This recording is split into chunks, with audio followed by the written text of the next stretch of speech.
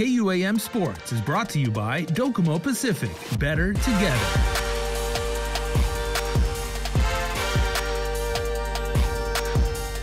All right, everybody, head coach of the Team Guam national team. It's what everybody was talking about, 671, well represented out in Mongolia. EJ Calvo is now in the KUM News Zoom room, but more importantly, now back on home soil with that perfect 5-0 in these FIBA pre-qualifiers. So, Coach, man, congratulations to you and to the team, man. It was outstanding to follow you guys. Oh, thank you, Jason, and thank you to all the fans that showed support and love while we were out there in the cold city of Mongolia. Ulaanbaatar, Mongolia, just working hard and trying to stay warm. Okay, so as island athletes, we always say we draw on the strength of our community and the people that will be with us no matter what. Were you and the boys and like everyone involved with the program, checking social media, getting the DMs, and like really using that as fuel to kind of like keep you guys going? Almost too much, right? Every time I look, the guys have their phones and chatting with family members and friends, and I think it's great. We got to stay focused as much as possible, but of course we are regularly, looking at social media and just really feeling the support and love, and I think that really helped day after day just continue working hard out there. Absolutely. So, I mean, this probably better than anybody, Coach, because you've been involved with the Guam men's national basketball team for, probably 2 decades now, even more than that. And, there's a million different ways to win. What can you say about, as the architect of, of this system and this framework that you've got, about the way the team was able to come away with the victory? That shot by Ernest Ross where, Ty Wesley stole the ball with 13 seconds left to go. Ernest hit like a big 3. That's a very distinct way to win. So what does that mean going forward? What did you gain from that? Well, like you said, it ages me, but yeah, I've been around the program since I moved back to Guam in almost 2002, 2003. So yeah, I played for a decade, and I've actually now coached 10 years. Didn't think it would be this long, but over the 10 years, I'd say a lot of what I learned as a player, and look at my coaching staff with Chris Fernandez and Jin Han and Dom Sablon, all former players. We play defense first and foremost, aggressively. We try to be physical and control the tempo. That's always been our case. As a coach, I take that forward and really stress that on the defensive end, that's at the end of the day how we're going to win games. You're not always going to have great shooting nights. And sometimes things don't go your way with the calls, of course. But if you're playing good defense, you give yourself a chance. And in a hostile environment, playing in another country, and they were hot in that first half, we really needed to focus on defense in order to win down the stretch. So that last steal literally gave us a chance to win the game.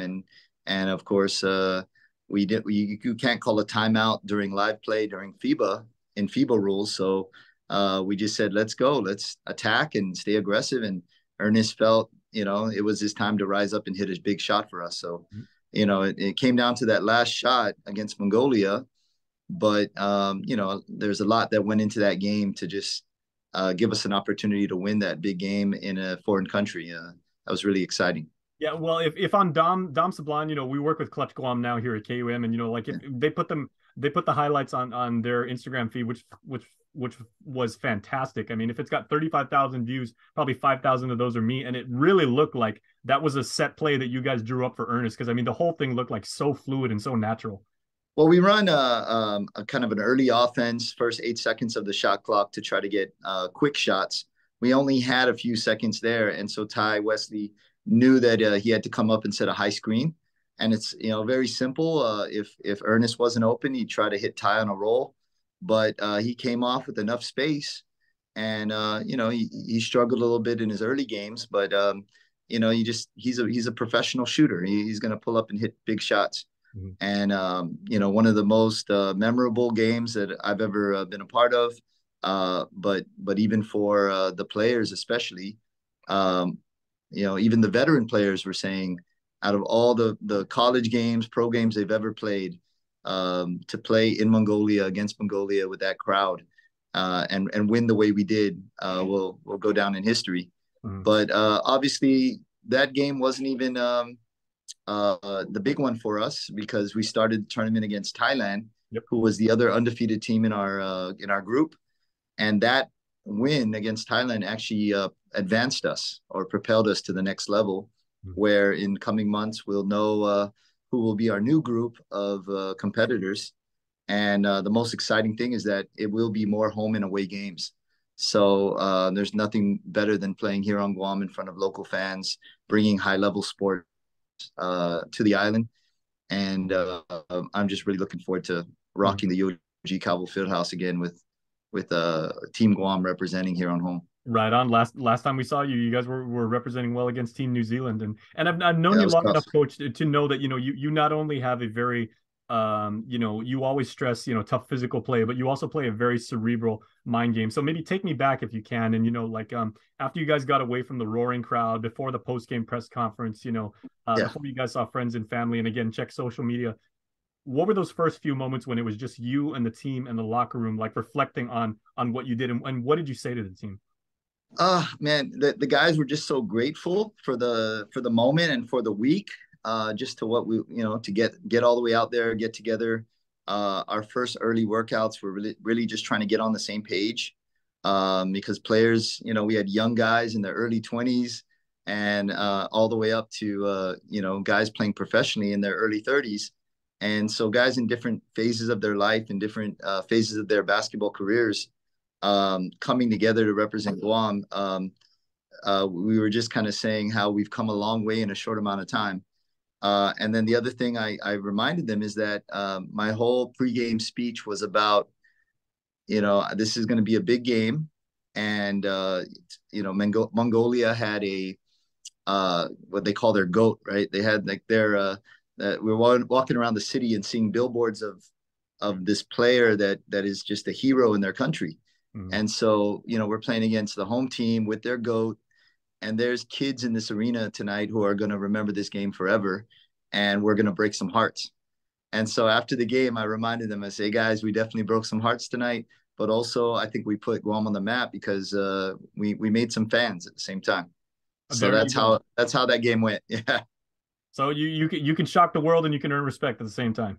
Yeah, it was great. The fans actually, after coming at us for 4 quarters, calmed down and started giving us some applause. And we took a bunch of pictures with the fans there. And some of the players were, carrying babies, and kids, were jumping on their backs. And it was a good time until security finally said, you got to leave the court. And they were worried we were going to be there for a while. So we had to go back to the locker room and celebrate, as a team once more. And we took the time to kind of end the trip in that locker room, because after that we're packing up and getting ready to leave the next morning.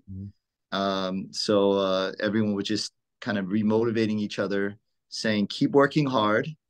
We may not always be training on the same court because guys have other obligations. I mean, we have players in college, players in different states, and everyone just needs to stay focused because Team Guam will be taking action again, in the near future. So there you go. Well, the very Guamanian virtues of not backing down to any challenge, working hard 24/7, but also like sharing the Hafaday spirit and making sure that you earn and show respect and everything. And Coach, I think those are qualities that certainly your players get directly from you. So congratulations on all your success. Yeah, thanks. We'll just keep building the culture and of this program, and hopefully we continue the success. But when we get to the next level, we're going to be playing even bigger and better competitors, and we're excited about it. But whether we win or lose, we're going to try to represent well. There you go, no doubt there. So Coach EJ Calvo with the Team Guam men's basketball program, doing great things on and off the court. Coach, thank you as always. Thank you, Jason. Take care. KUAM Sports is brought to you by Docomo Pacific. Better together.